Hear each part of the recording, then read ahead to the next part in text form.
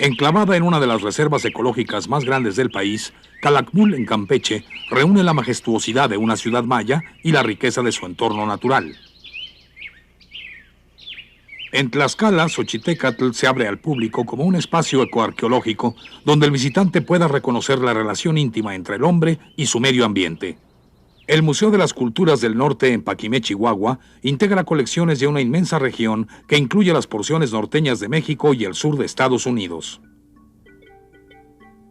Las investigaciones en Cojunlich, Quinichná y Chivanché, sitios hasta ahora desconocidos para la mayoría, nos revelan la existencia de asentamientos en el espacio geográfico de Quintana Roo.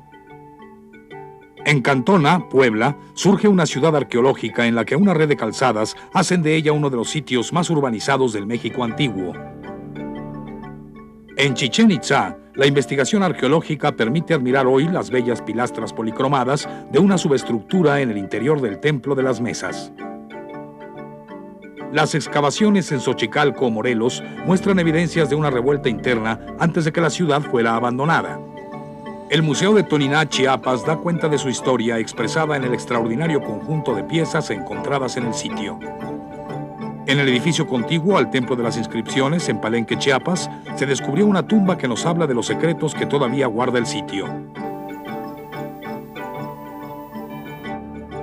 Dentro de un programa de investigación, excavación y restauración, fue creado en Teotihuacán un centro destinado al estudio de la zona.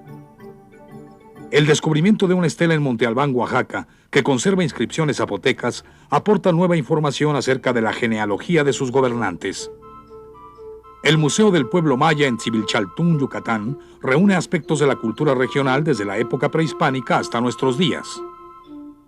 La investigación de la Reserva Ecológica de Filobobos, Veracruz, permitirá ampliar el horizonte acerca de las culturas que formaron su área de influencia en la costa del Golfo. En la Sierra de San Francisco, Baja California Sur, durante el otoño de 1992, se iniciaron los trabajos dentro de un vasto programa de investigación y preservación del patrimonio arqueológico de nuestro país.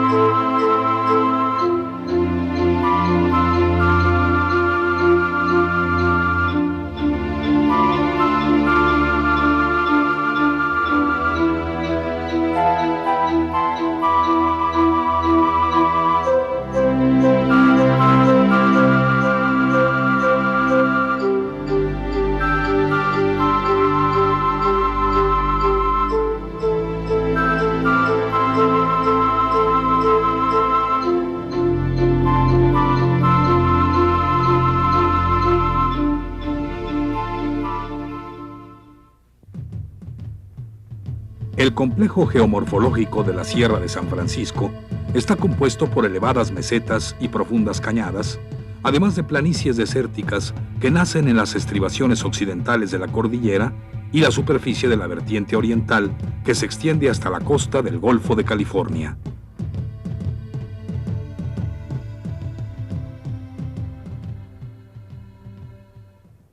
Nos encontramos en la Sierra de San Francisco, en el estado de Baja California Sur. Esta sierra se localiza en la parte septentrional del estado, casi a la mitad de la península, en un área que se ha dado en llamar el Desierto Central. Caracterizada por su clima seco, la Sierra de San Francisco presenta una distribución de agua restringida y estacional. No obstante, hay evidencias de que la ocupación humana en la zona se remonta a la prehistoria. En las cumbres de esta sierra, que alcanzan una altitud de 1580 metros, se producen una serie de arroyos de corriente intermitente, en cuyas márgenes se localizan cientos de cuevas, cantiles y peñascos. Dedicados a la caza, la recolección y la pesca, los antiguos pobladores hicieron de este espacio su hábitat natural.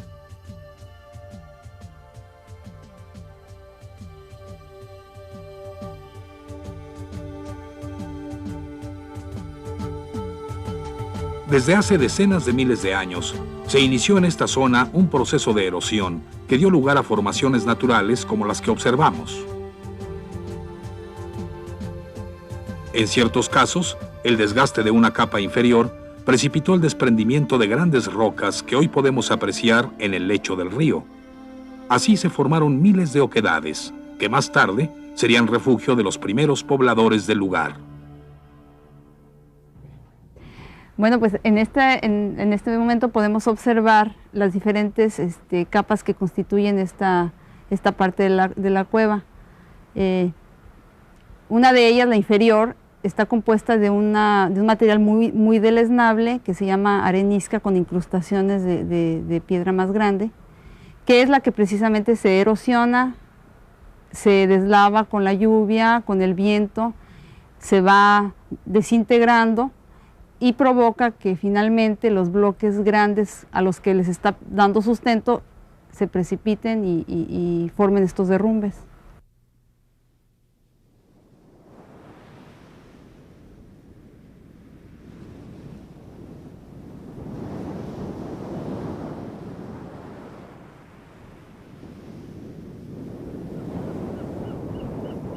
El trabajo de evangelización emprendido por los jesuitas, que establecieron en ese territorio un importante número de misiones, cambió los hábitos de vida de los indígenas.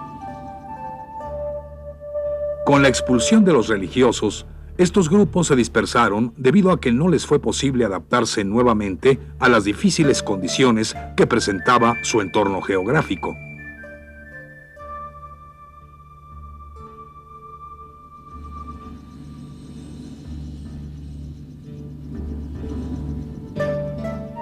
A finales del siglo XIX, los franceses establecieron en Santa Rosalía la compañía minera El Boleo, dedicada a la explotación del cobre. Fue tal la importancia que adquirió este pueblo minero que una iglesia diseñada por Gustave Eiffel para la ciudad de San Francisco fue armada ante el asombro de todos en el centro de la población.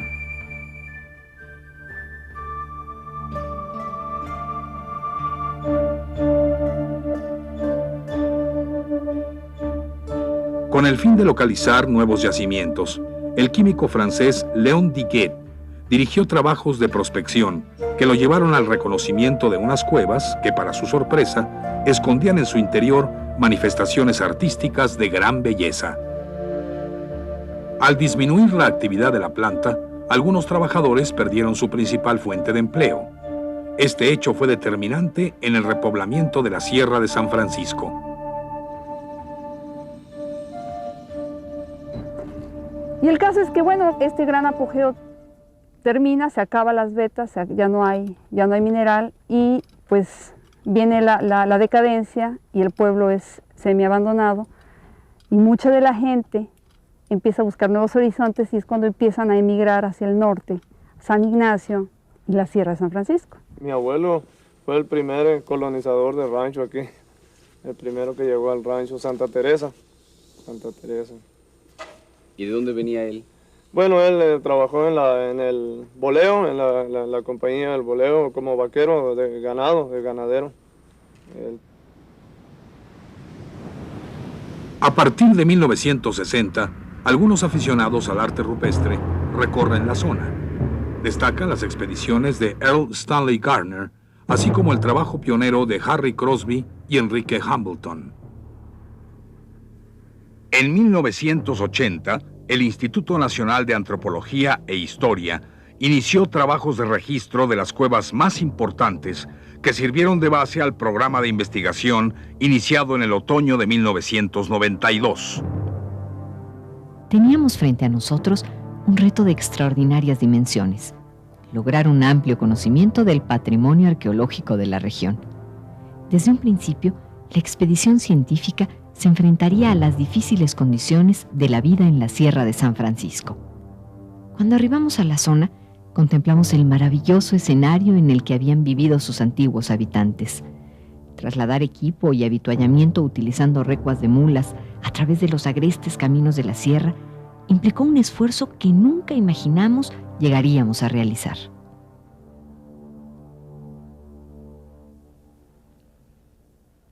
Pues nosotros los levantábamos a las 3 de la mañana, a alistar los animales y los veníamos y llegábamos como a las 11 de la mañana aquí, 11, 12, según lo que batallábamos en el camino.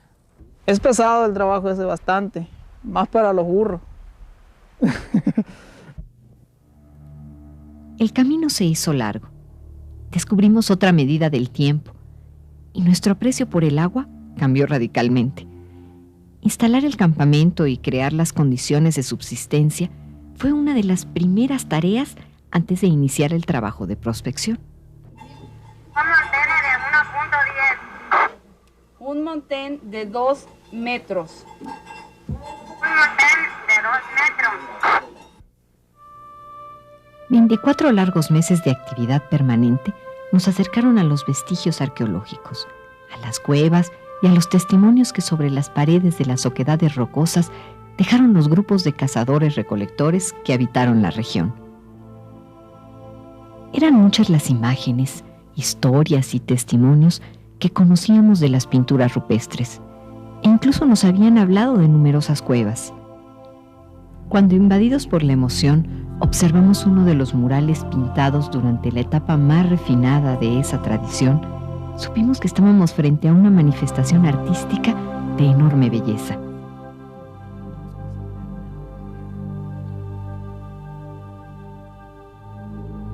¿Cuáles son las primeras evidencias de ocupación? ¿Qué factores les permitieron sobrevivir en condiciones tan difíciles? ¿Dónde obtuvieron las materias primas? ¿Cómo y cuándo elaboraron los murales?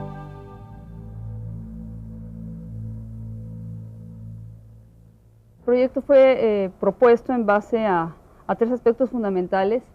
Uno de ellos fue la investigación arqueológica integral, abarcando todos los aspectos, porque se sabía muy poco de la arqueología regional. Aun cuando se sabía de la existencia de numerosos murales pintados en cuevas, el reconocimiento realizado con la ayuda de los guías permitió efectuar el registro de muchos más sitios que muestran huellas de esas manifestaciones.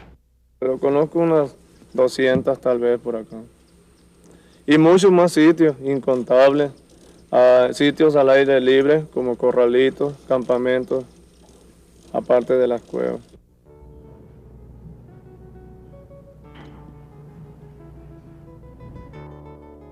A 2 horas de camino desde San Ignacio, a un lado de la terracería que conduce al poblado de San Francisco de la Sierra, se localiza una de las cuevas más conocidas, la del Ratón, donde se realizan estudios encaminados a la conservación y restauración de las pinturas. Su nombre se origina en la confusión de los primeros visitantes del lugar que vieron en el puma la imagen de un ratón. Aquí tenemos un diseño abstracto que está elaborado en base a franjas rojas y negras alternadas y está bosquejado en color amarillo. Los diseños abstractos en pintura rupestre son muy poco comunes. Generalmente predominan los diseños naturalistas. Este antropomorfo es bien especial, porque es muy raro encontrar antropomorfos con la cara en negro, entonces es bastante extraño. Yo casi no he visto estos. En la Cueva de las Flechas se observan figuras humanas con muestras evidentes de haber sufrido el impacto de esos proyectiles.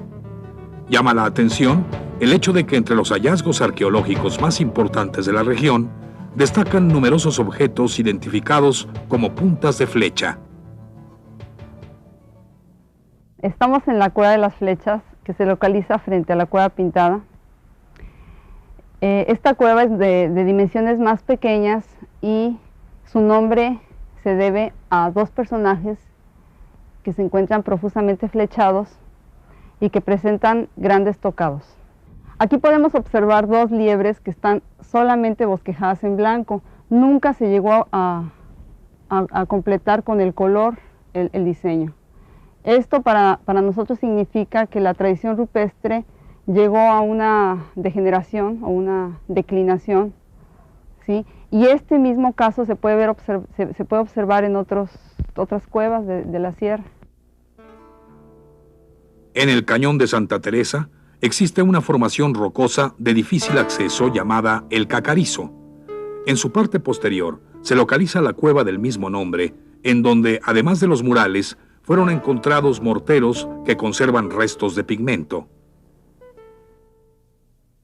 Se puede observar que en esta parte cómo el panel fue realizado sobre una matriz geológica que se llama arenisca. Esta arenisca es muy erosionable por el viento y por la lluvia, por lo tanto la capa de pintura está sufriendo un proceso que se llama desescamación, lo cual hace que poco a poquito, a través de un polvito que va soltando, la pintura se esté borrando. En la misma formación rocosa El Cacarizo, se ubica otra cueva en la que aparecen figuras antropomorfas pintadas de color blanco. Por este motivo, los pobladores le dieron el nombre de monos blancos. Una de las cuevas más importantes de la región es La Pintada, que tiene sus coordenadas en el cañón de Santa Teresa. Cerca de ahí corre el arroyo San Pablo, que aún en la época de mayor sequía conserva el preciado líquido sobre su curso. Este fenómeno, bastante singular en la zona, seguramente permitió la estadía durante largos periodos de quienes fueron sus antiguos moradores. Lo anterior explica la existencia de los grandes murales dentro de la cueva, en los que es posible identificar más de 1000 figuras representativas.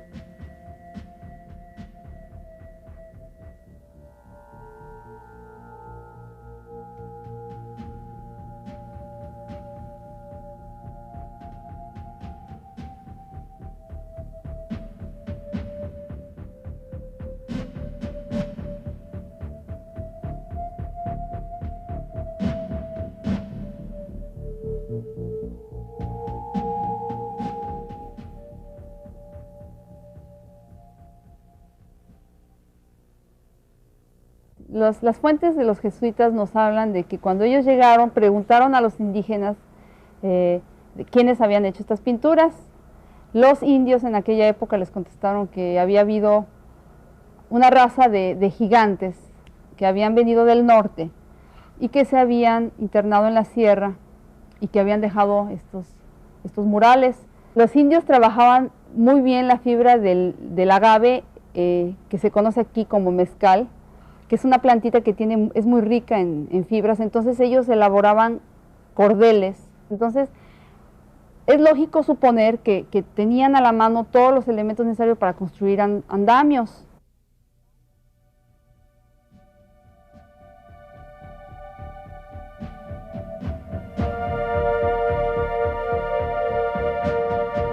Bueno, la importancia de la cueva reside principalmente en que las pinturas se encuentran muy bien conservadas.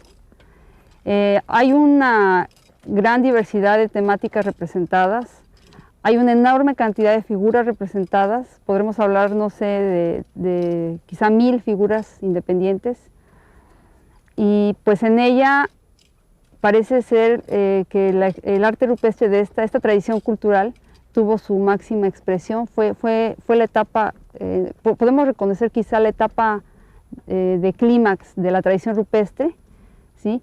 Después de que, y posteriormente ya vino una etapa de decadencia.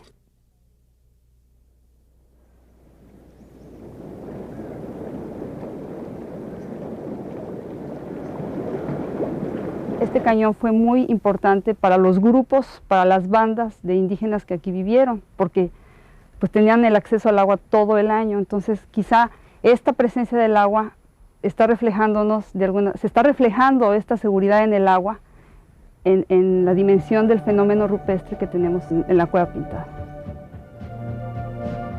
El efecto de la luz solar en cañones tan profundos como el de Santa Teresa es diferente en el transcurso de la mañana y la tarde, creando diversas atmósferas en los murales de la Cueva La Pintada. Nos preguntamos, ¿cómo se verían si lográramos iluminarlos con luz artificial? No obstante las dificultades, se trasladó una planta de energía eléctrica. Ante el asombro de todos, aparecieron con enorme claridad figuras que no habíamos observado, así como la evidencia de la superposición de imágenes. Pero ¿cómo explicar la dispersión de este tipo de cuevas a lo largo de una extensa región?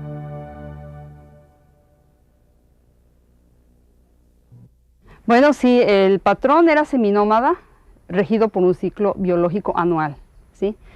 Pero actualmente se puede observar este fenómeno en las comunidades rancheros que viven en la sierra.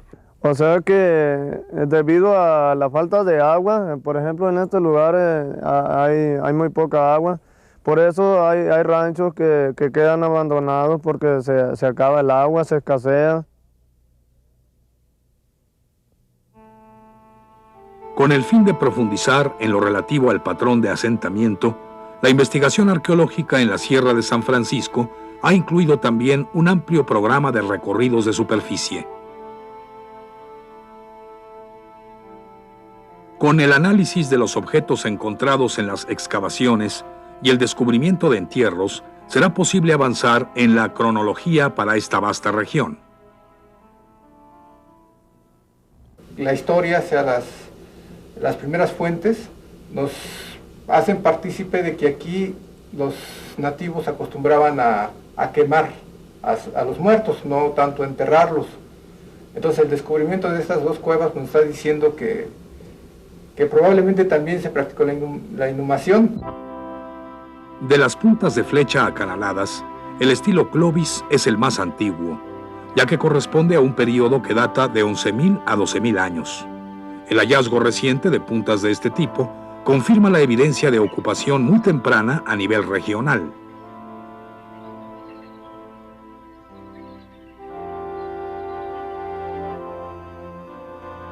Bueno, el pasado agosto de 94, aquí en la Cueva Pintada, en el área del derrumbe, se encontró por un trabajador esta punta de proyectil con todo y su ástil. De pronto vi de arriba el andador donde estaba la flecha esa y me bajé y ya la estuve observando un poco. Ya estaba el señor arquitecto también, Jordán. Entonces me dijo, a ver hijo, tráela por acá. Dijo, no, hijo, pues es una cosa muy valiosa esta. Este hallazgo es de gran importancia, porque la punta conserva parte del tendón con el que se sujetaba el ástil. Muchos de los objetos y puntas encontrados son de obsidiana, por lo cual la búsqueda del yacimiento se convirtió, pese a las dificultades de acceso al lugar, en un objetivo del proyecto. Bueno, pues para salir al azufre, a la cañada del azufre que le dicen, pues tuvimos que agarrar la carretera que va hacia el cerro más o menos, como a unos 15 kilómetros. De ahí lo tuvimos que dejar y caminar cargando pues agua y todo, provisión y todo para hacia arriba, como a unos 10 kilómetros más o menos. Pues ahí encontramos el yacimiento de obsidiana. En el área cercana al volcán Tres Vírgenes, se localizó la mina de este material. Gracias a los análisis efectuados, se determinó que incluso las puntas Clovis provienen de ahí, lo cual confirma su explotación por lo menos desde hace 10.000 años. Esta es una de las muchas fosas mineras que se encuentran en este yacimiento. Estas fosas fueron excavadas por los indígenas para poder extraer núcleos de un buen tamaño para poder sacar las lascas que servirían para la realización de los artefactos.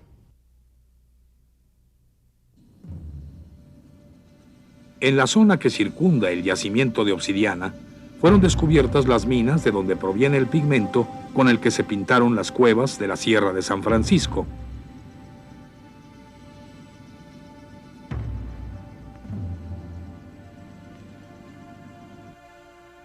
En la principal ruta de cuevas establecida desde hace muchos años en el Cañón de Santa Teresa, se instalaron andadores para impedir el contacto directo del público con las pinturas. Su construcción significó un enorme esfuerzo, sobre todo por el traslado de los materiales. De ahí se empezaron a transportar a lomo de bestia, pieza por pieza, de 2, 3 piezas, de 2 tablas, tornillería. Se tuvo que capacitar a la gente también.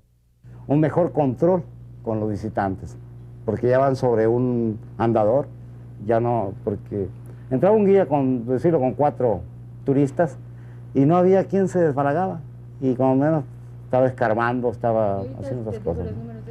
que no debía de hacer. Y ahora sí ya se va a tener más controlado y se va a concientizar más la gente. Recorrer la zona donde los antiguos pobladores de la región plasmaron en cientos de cuevas manifestaciones de arte rupestre implica adentrarse en el conocimiento de su legado histórico-artístico y también en su forma de subsistencia alcanzada en un entorno con características tan particulares.